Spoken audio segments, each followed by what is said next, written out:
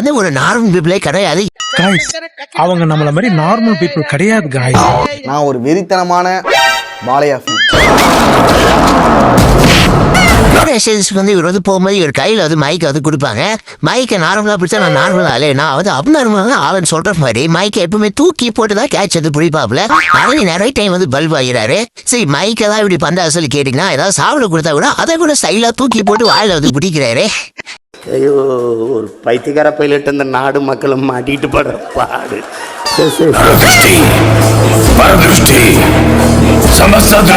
அவனை பிடிச்சுக்க காத்து கருப்பு பேய் பசாத திட்டு மரப்பாடு பிள்ளி சோனியம் அதை விட்டு விளக்கு. இது மட்டும் இல்லாம சரி உக்கார சொல்லி உக்கார சொன்னா அவரு ஜம்ப் பண்ணி உக்காராரு. நார்மலா வந்து எனக்கு அப்புறம் என்னப்பா வித்தியாசம் நார்மலா உட்காந்து அப்படி மாதிரி காட்டுறதுக்கு.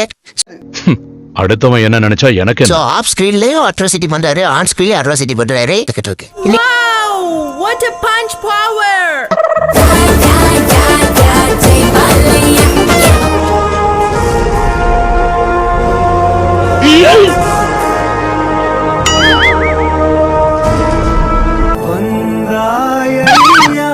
போய் பார்த்தா பார்த்துவிட்டு இதெல்லாம் எப்படி நடக்கும், ஒரு மனுஷனால சாத்தியமா, இதெல்லாம் லாஜிக்கா அப்படின்லாம் கேட்டுட்டு வரும். என்ன மனுஷன் உங்களை மாதிரி மனுஷன்லாம் இருக்கனாலதான் கொஞ்சமாச்சும் பாலையா படங்களே இந்த படம் ஜீரோ லாஜிக்னு சொல்லலாம். அந்த மாதிரி ஒரு படத்தை பண்ணி வச்சிருக்காங்க.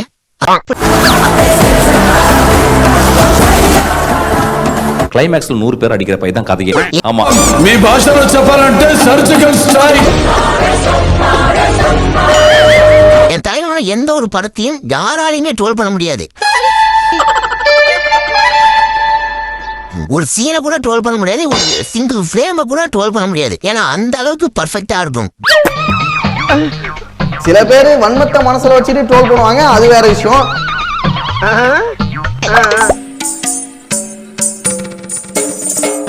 ஆனா லாஜிக் படி பார்த்தா ட்ரோல் பண்ணவே முடியாது.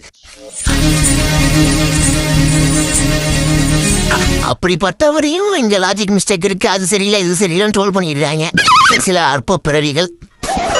இதுல எப்படி லாஜிக் இருக்கு எனக்கு புரியல. பொறுத்த வரைக்கும் எங்க எஜமா காலடி மனுதாங்க எங்களுக்கு தெரியுது.